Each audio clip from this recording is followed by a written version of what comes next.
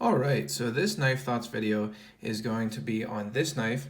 This is a Gradius Cutlery number 65 Ben Hogan pattern, and it is in black gold acrylic.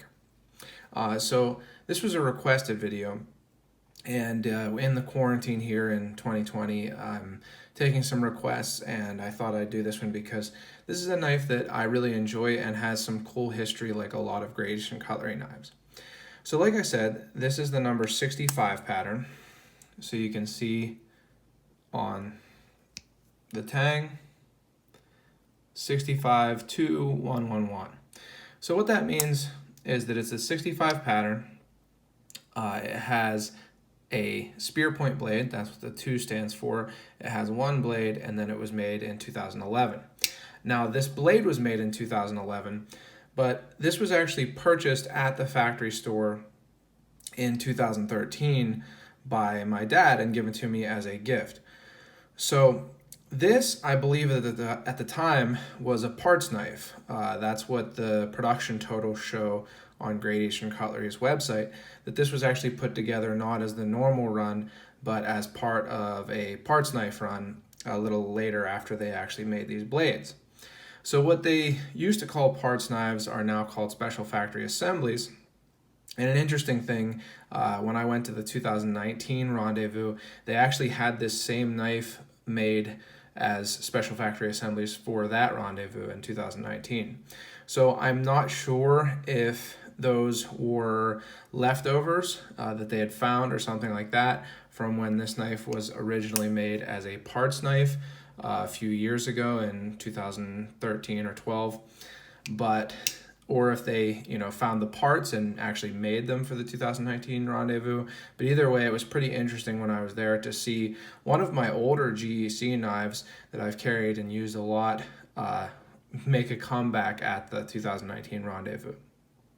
So the 65 pattern is a cool pattern. It's what I would consider to be a long jack or an English jack. And the reason for that is because it is a very long, slender jack. Now, Gradius Cutlery used this bolster, which is the same bolster that they use on the number 16 Little Indian Girl canoe pattern. Now, they haven't done that pattern very often. They haven't done a whole lot of the 65 pattern either, but this is the same bolster that they used on those knives. They only use one of them rather than one on both ends for the canoe pattern. So it does have a little hump here that acts somewhat of a guard. You can kind of feel that when you're holding the knife.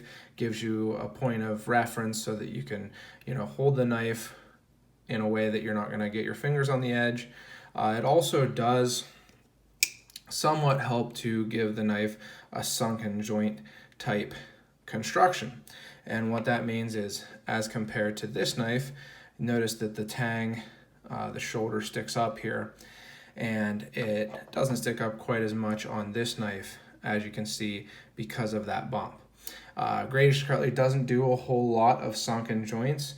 To give you an example, this is a case knife.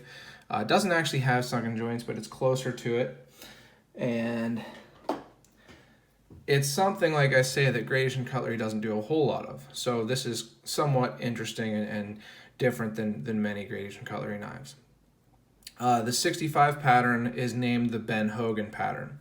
Now they've done a couple different versions of the 65. Interesting thing with the fact that I do believe that they've done some knives that were 65s that were lockbacks is Gradius Cutlery has another pattern called the number 64, which is the Babylon Hill Special.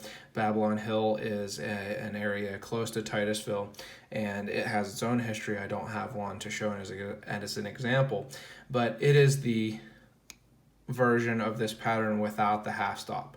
So Gradius Cutlery names their patterns different numbers for one having a half stop, one not having a half stop. For example, the 53 and the 54 and things like that. So there's also the 64, which is the same shape but without a half stop, and they made some swing guards and things like that on that pattern. But the 65 is the Ben Hogan. And it's a really cool piece of history Another one of those things that I really, really enjoy about Great Asian Cutlery is they do tie their knives back to the history and especially the history of the local region. So as I've talked about in other videos on the history of Great Asian Cutlery knives, Great Asian Cutlery is in Titusville, Pennsylvania, which is in the center of the first oil industry boom in the United States. The first commercial oil well was drilled in near Titusville, the Drake well. And there was a huge boom in the oil industry all around the area with that beginning of commercial oil well drilling. And along with that, there came some interesting characters. Another associated character, again, I don't have an example, but is the French Kate, which is a lady leg pattern that GEC has made.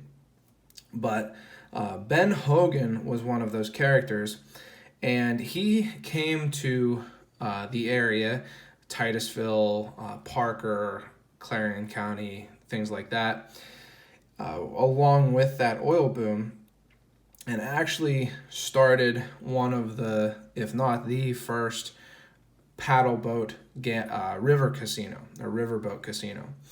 So kind of an interesting piece of history. He was kind of a wild man. He was a prize fighter, a speculator, an entrepreneur. He turned a brothel owner. He turned the riverboat into kind of a mix of all kinds of different entertainment. It actually was called Ben Hogan's Floating Pleasure Palace. So he really went for it on the name and had all kinds of, different forms of entertainment, lots of liquor, of course, and everything like that. And was kind of notorious and infamous in the area for bringing that criminal element, and probably not bringing it, but helping to foment that criminal element and debauchery, or however you say that word, into the oil boom in Titusville and the surrounding area.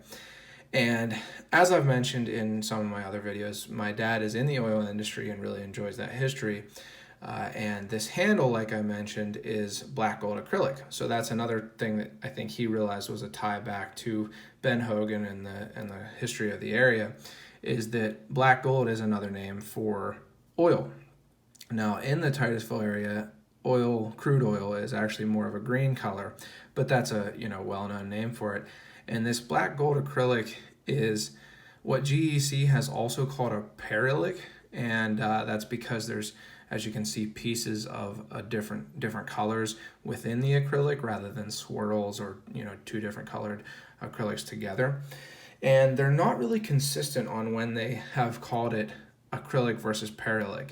I actually believe, and I didn't get one, I thought about it, but I didn't get one of the ones from the 2019 rendezvous of this knife, but I believe that they were calling it Acrylic. And another example of that type handle material is this 22 Magnum. So you can see how it's pieces of different colored synthetic inside the general acrylic. So another cool connection to the local regional history within the handle material here. And like I said, I've had this knife for a while. This long pattern, because it is so long and it has a pretty healthy spring and snap, I have had blade wrap on this if you allow it. I'm not going to because I don't want it to get blade wrap, but I don't think that it would, but I just don't want to deal with sharpening it again. But if you allow it to close with its own strength the full way, because it has that long close, it can hit the back spring. So you can see that little bump where the center pin for the spring is. It can hit there. It actually also usually more frequently hit a little farther up around this area here, this area on the blade, and I think that's just because it's farther at the end of the that end of the blade will have more swing to it. So I have had some blade wrap on this. I've sharpened it a bunch. If you see one of these in new condition, the blade is a good bit taller. This blade is more slender because of how much I've sharpened it. And a little note, the last time I was at GEC, I went up to talk with Bill about the Allegheny Mountain Knife Collectors Association club knife for this year, and also just to check out some knives and stuff like that. And he actually, I got there kind of late. Everyone else had gone home other than Bill and Joe and May. And I said that I had a couple of knives that I was, hoping to get sharpened. And Bill actually did it himself. So he sharpened this knife most recently. I've stropped it some since then, but kind of cool that the owner of the company is willing to take his time to do that, and also probably more importantly to take his time to talk to someone like me about the club knives. He talked to me for a while, so always nice when to know that they're willing to listen and answer questions and things like that.